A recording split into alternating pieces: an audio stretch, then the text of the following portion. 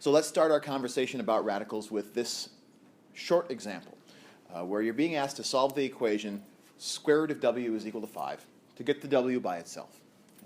So what are your thoughts? When you look at this equation, what's coming to your mind? What does it make you think about? What strategies might you like to use? Where are your heads at this point in the game?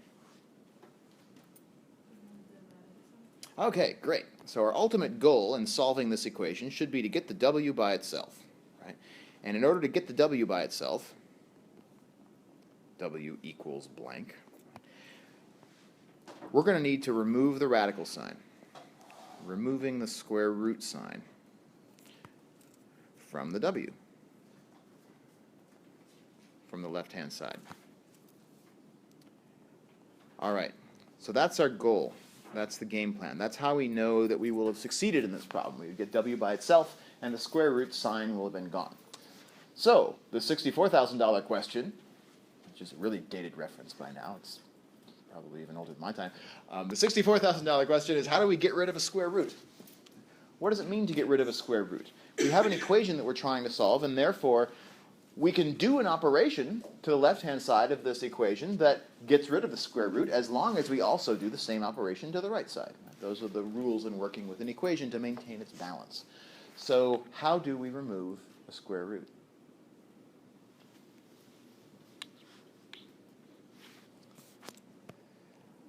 Let me reframe the problem for just a moment. This is a classic problem-solving technique. Let's think about a related but different problem. So compare.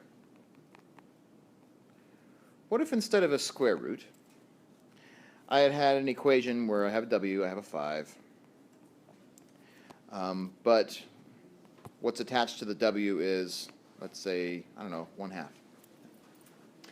If this were the equation I was solving, what would I do to solve it?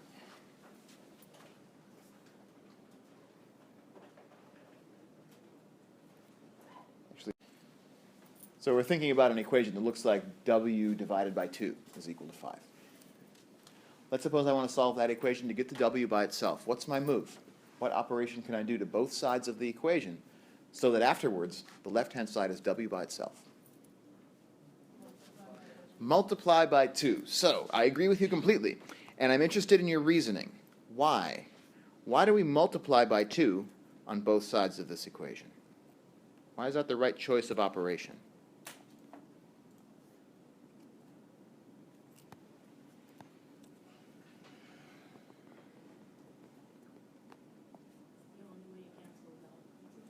It's the only way it cancels. Say that again. It cancels out the 2. It cancels out the 2. And how do we know that multiplication is going to cancel out this orange 2 here? What is it actually canceling? It's canceling the division. Yeah, exactly. Right. It's canceling the 2. We cancel the 2 by multiplying because in the original expression we were dividing. So we're trying to cancel out a division operation by using a multiplication operation.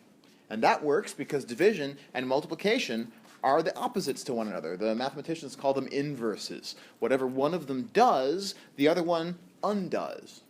So it really is like turning a screw clockwise and turning a screw counterclockwise. They're similar operations because they're both turning a screw, but one of them has exactly the opposite effect of the other, right? So if I want to get rid of the division by 2 on the left-hand side, what I want is to multiply by 2. If I do that on the left side, I also have to do it on the right side. But once I've done so and the dust all settles, we've gotten w by itself, and we've solved the equation. W is equal to 10. So, our question then, in order to get rid of the square root in this equation over here on the left, we need to decide what operation is it that undoes what the square root does. Well, what do you think?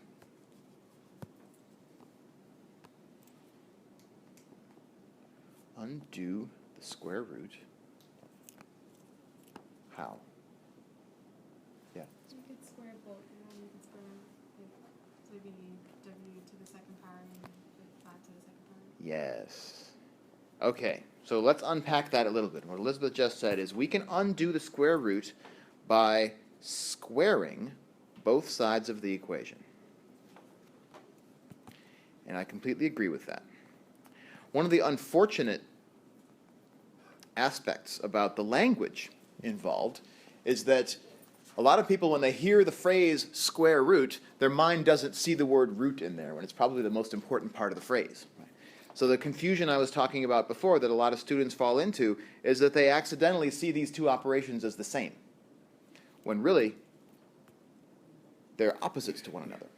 I can undo a square root by squaring both sides, for the same reason that I can undo a square by taking a square root on both sides.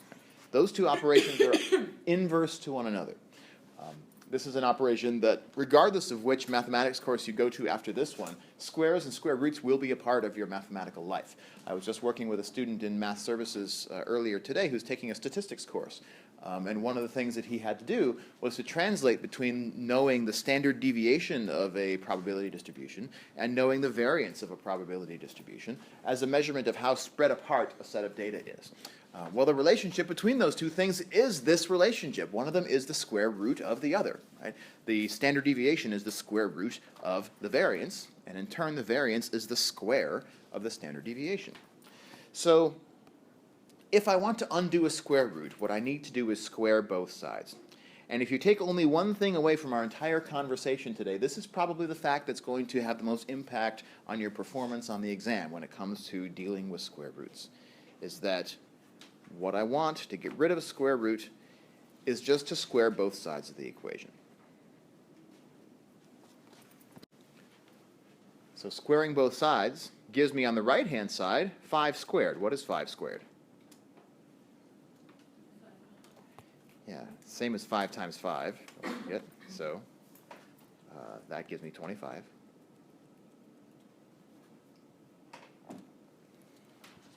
And on the left-hand side of the equation, the square root of w, the quantity squared, what is that? That's w. That was the whole point, after all, of squaring both sides, is that the square and the square root are in opposition. They are inverses to one another. So whatever a square root does, squaring undoes, and vice versa. So if I were solving that relatively simple radical equation, square root of w is equal to 5, my solution to that equation would be w equals 25. So what squaring and square rooting do is that they set up a relationship between a pair of quantities. In this case, the quantities 5 and 25. The relationship going from left to right is the one we call squaring. 5 squared is 25. The relationship going the opposite direction is what we call the square root. So 5 is the square root of 25.